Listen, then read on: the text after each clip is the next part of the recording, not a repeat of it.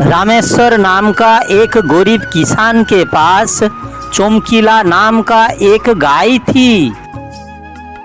रामेश्वर का पास थोड़ा बहुत धान का खेती था और उसका बगल में थोड़ा बहुत घास। खेती का बगल में जो घास होता था रामेश्वर चमकीला को थोड़ा थोड़ा काट कर हर रोज देता था। एक दिन रामेश्वर अपना गाय चमकीला को बोलता है, देख चमकीला, मेरा पास जो थोड़ा बहुत खेती है वो भी जमींदार जब्त कर लेगा, क्योंकि मैं उसका कर्जा चुकता नहीं कर पाया हूँ। उसके बाद ना तो तेरे को खाने के लिए हरा हरा घास और खड़कूटा मिलेगा और मेरे लिए चावल। ऐसे कैसे खेती जब्त कर लेगा? उसका बाप का राज चल रहा है क्या? चलो हम दोनों आज से खेती की तरफ जाते हैं। हाँ हाँ चलो, मैं भी आज आखिरी बार खेती देख लेता हूँ। ये बोलकर रामेश्वर उसका गाय के साथ में अपना खेती की तरफ बढ़ जाता है। खेती में जाते जाते दूर से वो दोनों खेती का किनारे एक पेड़ के नीचे एक मोटकी दिखाई पड़ता है। मालिक मालिक, खोलो इसे, शायद इसको खोलने से आपका नसीब का ताला खुल जाए।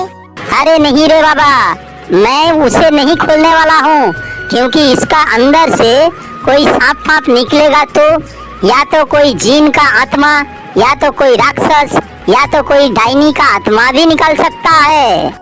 अरे मालिक, तुम बहुत डरपोक हो।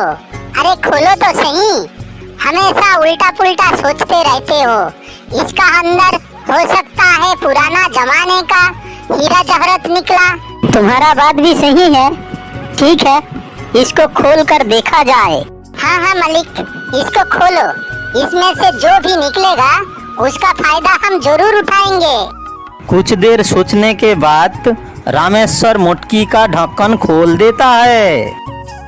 मोटकी का ढक्कन खोलते ही उसमें से एक ब्रह्मदैत्य निकल कर आता है। अरे रामेश्वर भैया, तुम तो सही बोला था यार, ये तो सचमुच एक ब्रह्मदैत्य निकला।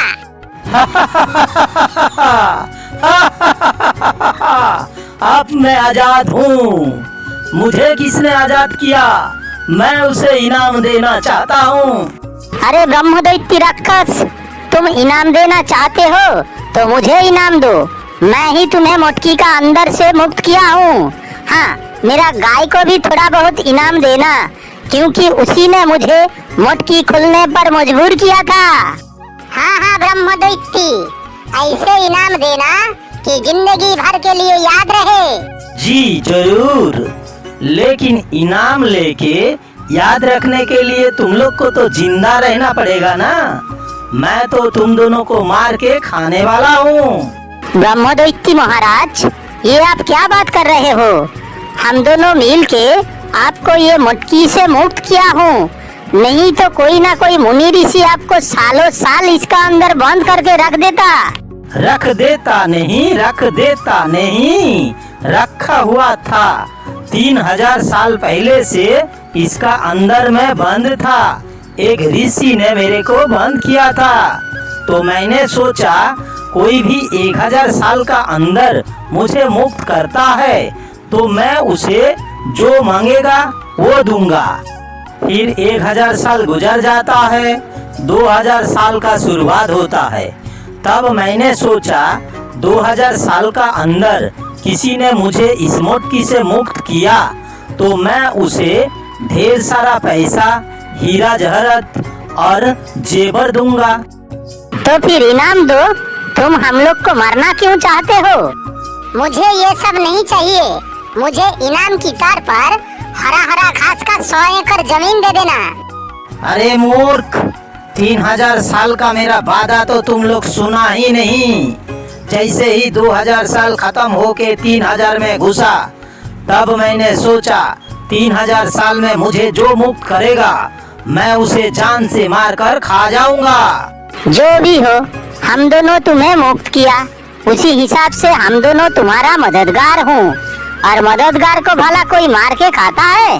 अरे मूर्ख, मैं इंसान नहीं हूँ, इसीलिए मैं तुम्हारा कोई एहसान चुकता करने वाला नहीं हूँ। ये मेरा कानून है। अब तुम दोनों मरने के लिए तैयार हो जाओ। अच्छा ठीक है, तुम हम दोनों को मार के खाना चाहते हो, खाओ। लेकिन मेरा मन में अभी भी एक डाउट है, तुम क्या सचमुच इसी मटकी का अंदर ही था कि बाहर से आके हम लोग को डरा रहे हो? अरे नहीं रे, मैं सचमुच इसी मटकी का अंदर ही था। देखो भाई, मजाक मजाक तक तो ठीक था, लेकिन अगर तुमने इतना बड़ा शरीर लेके ये मटकी का अंदर रह सकते हो, तो मेरे को मार के खाने से पहले एक बार मटकी का अंदर घुस के दिखाओ मुझे। तो फिर देखो, मैं अपना शरीर को छोटा करके ऐसा ही मटकी का अंदर ही था। अब तो ब्रह्मदैत्य मटकी का अंदर घुस चुका है और हम लोग इस ब्रह्मदैत्य का फायदा लेके जमींदार को इस जमीन से हटा देंगे। अच्छा, मैं इतना बड़ा शरीर लेके मटकी में कैसे घुसता हूँ, अब तुम दोनों देख लिया ना। अब तो मुझे खोल के बाहर निकाल दो। अरे ब्रह्मदैत्य महाराज, हम लोग क्या पागल हूँ? एक बार गलती से तुम्हें क्या मुक्त कर दिया, तुमने तो हम दोनों का पीछे ही पड़ गया। हम दोनों को जान से मार के खाने का वादा भी किया, इसीलिए मैंने मुश्किल से तुम्हें मटकी का अंदर दोबारा घुसाया। तुम मरते दम तक वहीं पे रहोगे, हम दोनों तुम्हें कभी नहीं छोड़ेंगे। चलो रामेश्वर भैया, जमींदार को जाके ब्रह्मदैत्य का कहानी बताएंगे। अगर वो मान लिया तो जमीन तुम्हारा नाम हो जाएगा। अगर सच्चाई जांचने के लिए वो आके इसी ढक्कन को खोला तो ब्रह्मदैत्य निकाल के उसे मार के खा जाएगा। हर हाल में ये जमीन तुम्हारा ही रहेगा।